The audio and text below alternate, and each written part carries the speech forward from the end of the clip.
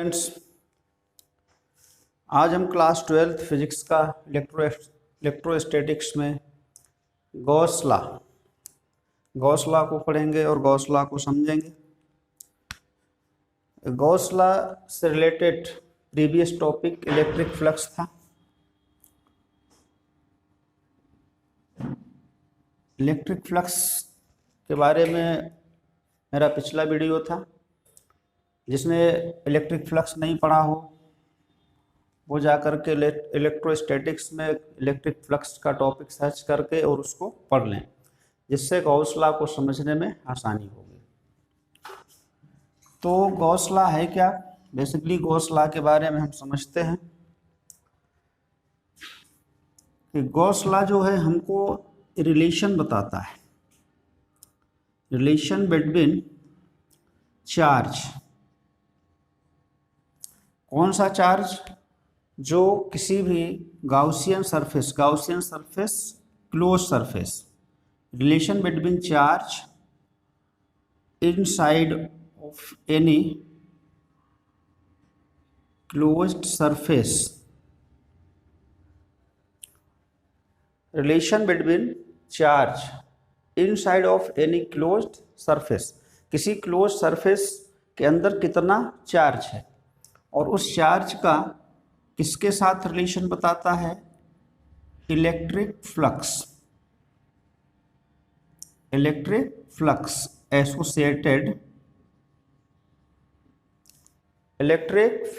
Associated with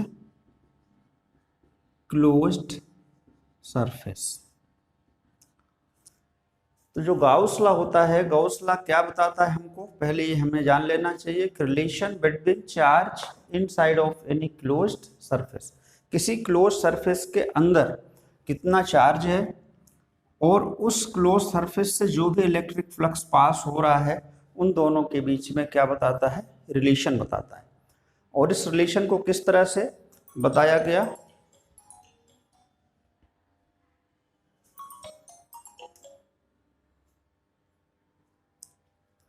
तो इस relation को किस तरह से बताया गया उसको देखते हैं स्टेटमेंट के फॉर्मेट में। तो सबसे पहले आपको याद रखना है कि रिलेशन बिटवीन चार्ज इनसाइड, जो चार्ज सरफेस के अंदर हो और इलेक्ट्रिक फ्लक्स उस सरफेस से पास हो रहा हो, दोनों के बीच का वो रिलेशन बताता है।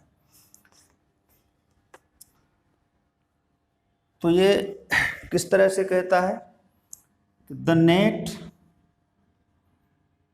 Electric flux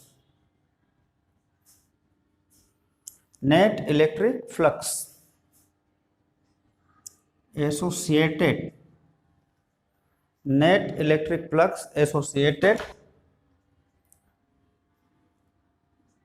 in any closed surface, net electric flux associated in any closed surface, किसी भी क्लोज सरफेस से एसोसिएटेड जो भी नेट फ्लक्स होता है is equal to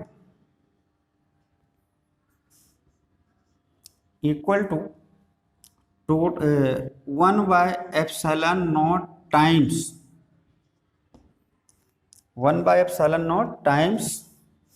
of total charge inside the closed surface।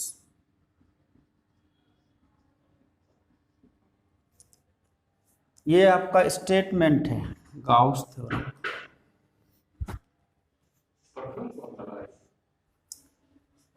Net electric flux associated in any close surface, किसी भी close surface से रिलेटेड जो भी इलेक्ट्रिक फ्लक्स है नेट, वो किसके इक्वल होता है?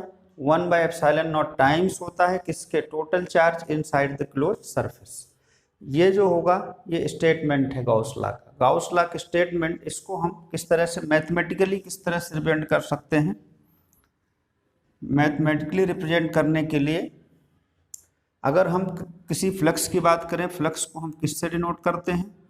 या फ्लक्स को हम फाई ई से डिनोट करते हैं। Net flux integration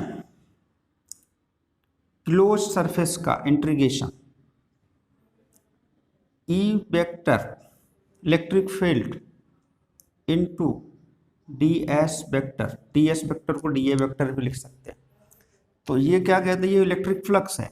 electric flux को हम किस तरह से डिपेंड करते हैं, E vector dot D S vector. और ये किसी भी सरफेस का net electric flux 1/ε0 times of total charge Q which inside the surface. इसको हम इस तरह से मैथमेटिकली रिप्रेजेंट करते हैं। इसको इस तरह से भी लिख सकते हैं, फाई इक्वल्स टू Q/ε0, या ऐसे भी लिख सकते हैं 1/ε0 into Q। Net electric flux is the 1/ε0 times of total charge, या इसको इस तरह से भी लिख सकते हैं, फ्लक्स को इस तरह से लिखा गया है, E vector dot D S vector equals to 1/ε0 into Q। तो ये हम इलेक्ट्रिक फ्लक्स किसके इक्वल होता है, टोटल चार्ज का 1/ε0 टाइम्स। ये है इलेक्ट्रिक फ्लक्स को रिप्रेजेंट करता है, ये भी इलेक्ट्रिक फ्लक्स को रिप्रेजेंट करता है। इलेक्ट्रिक फ्लक्स इसके इक्वल होगा, ये आपका कहलाता है मैथमेटिकली गाउस लॉ। अब इस गाउस लॉ को अगर आपको प्रूफ करना है तो गाउस लॉ को प्रूफ करने के लिए इसका प्रूफ देखते हैं।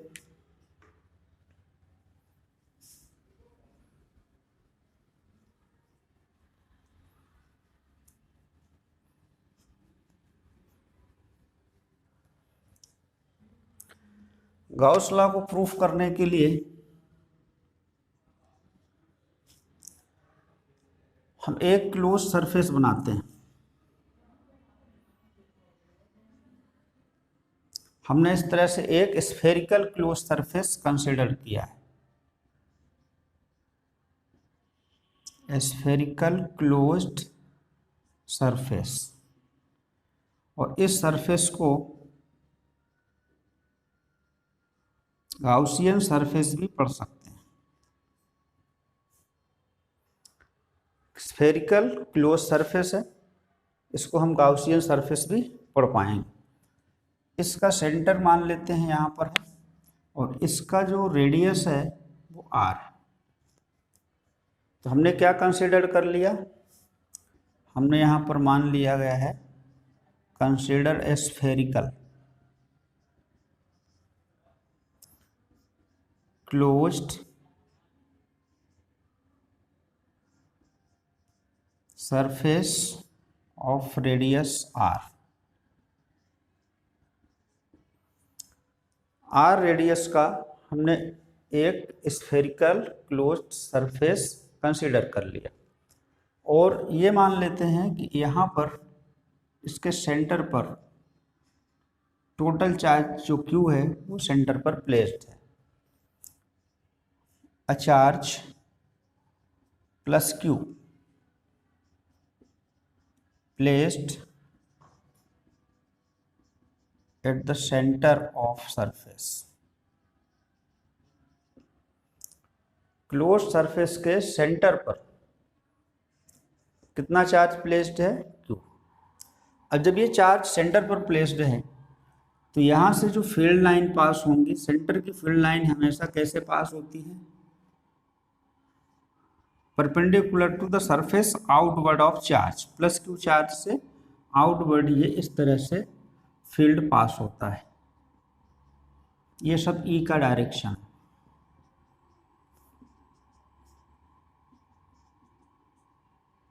ये सब E का डायरेक्शन है, E फील्ड का डायरेक्शन है, फील्ड लाइन का डायरेक्शन है। अब हम इस सरफेस से रिलेटेड यानी इस सरफेस का टोटल फ्लक्स कैलकुलेट करें, इसके लिए हमें इस पूरे सरफेस को एलिमेंट्री सरफेस यानी छोटे छोटे पार्ट्स में, छोटे छोटे स्फीयर सरफेस में हम इसको डिवाइड करते हैं। सपोज कर लेते हैं यहाँ पर एक छोटा सा एलिमेंट्री सरफेस है, इस एलिमेंट्री सरफेस की एरिया हम लिख लेते हैं ds। अब इस सरफेस की जो एरिया का डायरेक्शन होगा, एलिमेंट्री सरफेस के एरिया वेक्टर का जो डायरेक्शन होगा वो इसके परपेंडिकुलर डायरेक्शन पे होगा, और ई का डायरेक्शन भी सेम होगा, क्योंकि ई तो आपको पता है इस तरह से आउटवर्ड ऑफ चार्ज सरफेस के बाहर की तरफ परपेंडिकुलर डायरेक्शन में पास होगा। और जो एलिमेंट्री पार्ट्स एरिया है, एरिया वेक्टर हमेशा सरफेस के परपेंडिकुलर होता है इस तरह से। तो यहाँ पर ds का डायरेक्शन और ई का डायरेक्शन सेम होगा। अगर हम बहुत सारे एलिमेंट्री पार्ट्स इसके ऊपर कट करते हैं तो सभी का डायरेक्शन इसी तरह से होगा, यानी यहाँ पर जो थीटा बनेगा वो 0 डिग्री बनेगा। तो सबसे पहले हम इस छोटे से एलिमेंट्री पार्ट से पास होने वाले इलेक्ट्रिक फ्लक्स को लिखते हैं। तो elementary electric flux,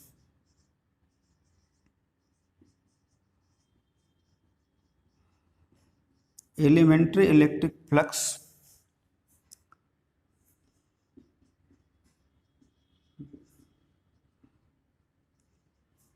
passes through ds। इस छोटे से पार्ट से जो इलेक्ट्रिक फ्लक्स पास होगा उसको इस तरह से लिखते हैं फाई ई इक्वस टू, अब छोटा सा है डी फाई ई लिख सकते हैं, D phi E equals to E vector dot D S vector.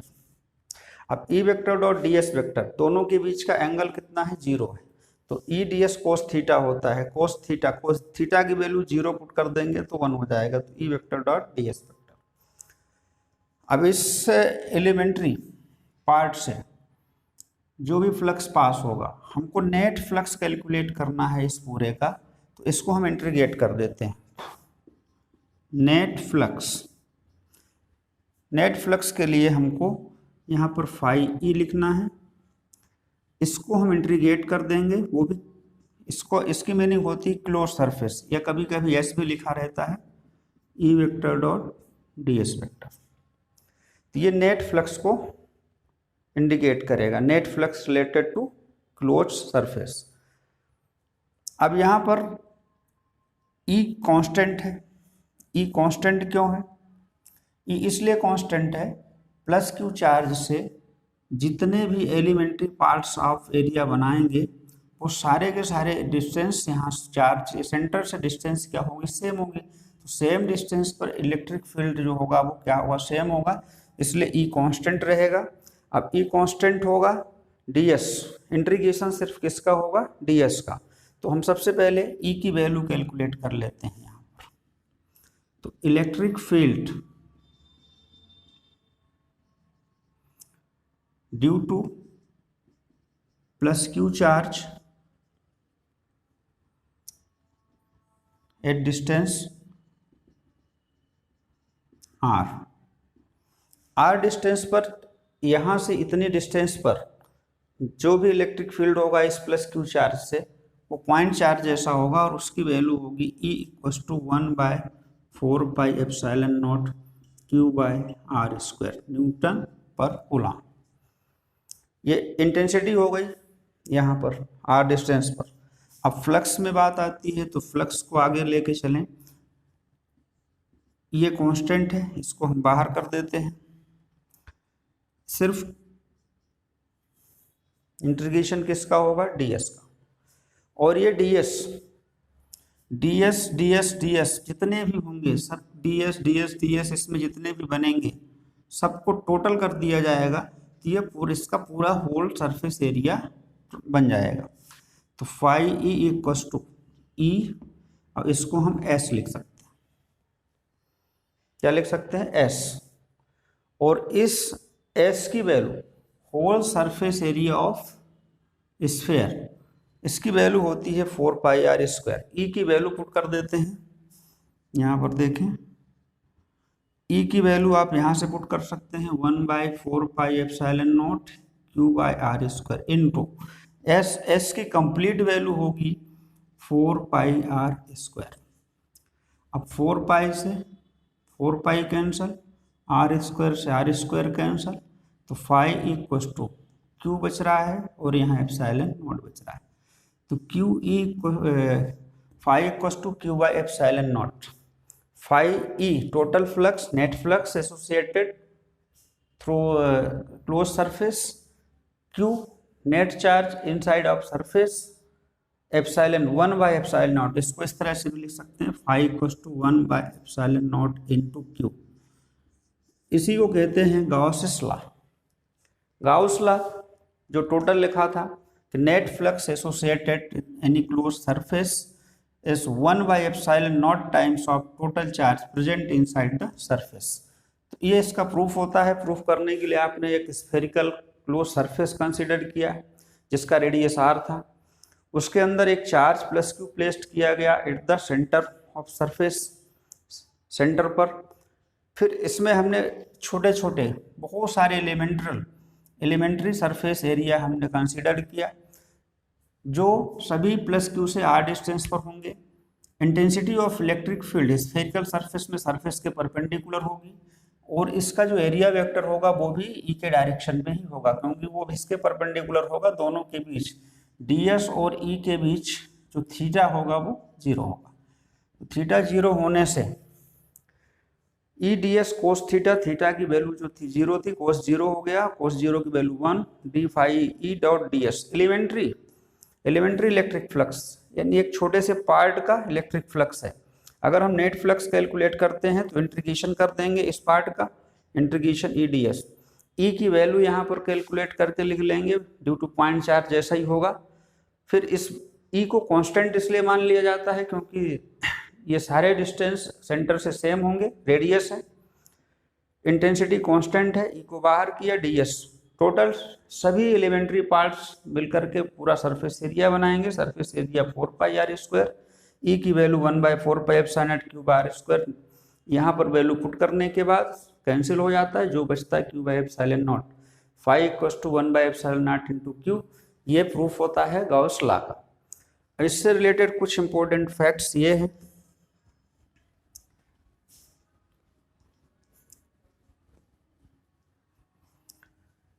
Important facts ये देखना है, हमने बनाया किस तरह से है, स्फेरिकल। स्फेरिकल पर प्रूफ किया है लेकिन ये किसी भी प्रकार के क्लोज सरफेस पर एप्लीकेबल होता है। तो ये जो गाउस, पहला पॉइंट ये देखिए कि Gauss law true for any shape of closed surface. किसी टाइप के भी किसी शेप का क्लोज सरफेस होगा उसके लिए एप्लीकेबल होगा, ट्रू होगा। दूसरी बात, अगर ये चार्ज प्लस क्यू सरफेस के इनसाइड नहीं है, सरफेस के अंदर नहीं है, सरफेस के बाहर है, तो if charge Q outside of close surface phi equals to 0। अगर ये चार्ज सरफेस के बाहर है तो इसका नेट फ्लक्स क्या आएगा, 0। इसलिए चार्ज को इनसाइड होना जरूरी है। तीसरी बात, अगर इस सरफेस की बात करें, अगर ये स्फीयर है, कोई क्यूब है,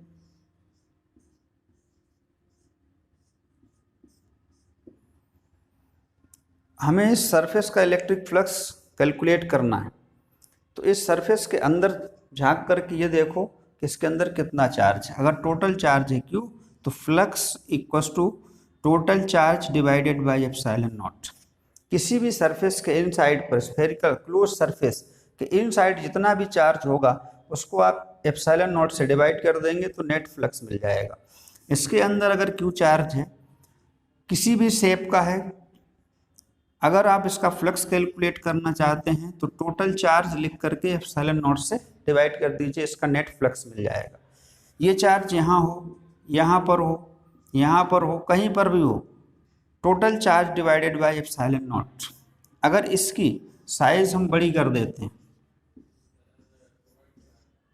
इस तरह से, अब आपसे पूछा जाए इसमें क्यू चार्ज है, इसका फ्लक्स कितना होगा, तो phi equals to total charge upon ε0। यानी कुल मिलाकर के जो फ्लक्स होता है, गाउस लॉ का जो फ्लक्स होता है वह किसी भी टाइप के शेप और साइज पर डिपेंड नहीं करेगा। शेप और साइज से ये इंडिपेंडेंट होगा।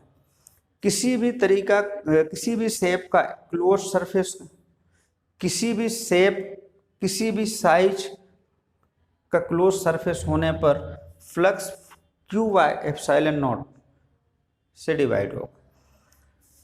It is independent of shape and size. Third कह रहा है कि flux is independent of shape and size of closed surface। यह किसी भी तरीके के शेप और साइज पर डिपेंड नहीं करता है। जो भी शेप हो, जो भी साइड हो, सिर्फ कंडीशन ये होती है कि सरफेस कैसा होना चाहिए, क्लोज्ड होना चाहिए। तो Gauss law true for any shape of close surface, किसी भी शेप का क्लोज सरफेस हो, चार्ज अगर आउटसाइड पर है तो उसका नेट फ्लक्स 0 होगा, और flux is independent of shape and size of close surface. जो क्लोज सरफेस का फ्लक्स होता है वो शेप और साइज पर डिपेंड नहीं करता। तो इस तरह से गाउस लॉ जो होता है वो रिलेशन था किसके लिए, नेट फ्लक्स और चार्ज के लिए। तो इसको आप नोट कर लीजिए और नोट करके इसको कंप्लीट कर लीजिए। इसके एप्लीकेशंस के लिए अगला वीडियो आप इंतज़ार करेंगे, और जल्दी ही आपको इसके एप्लीकेशंस और इसके और सारे फैक्ट्स के लिए अगला वीडियो होगा।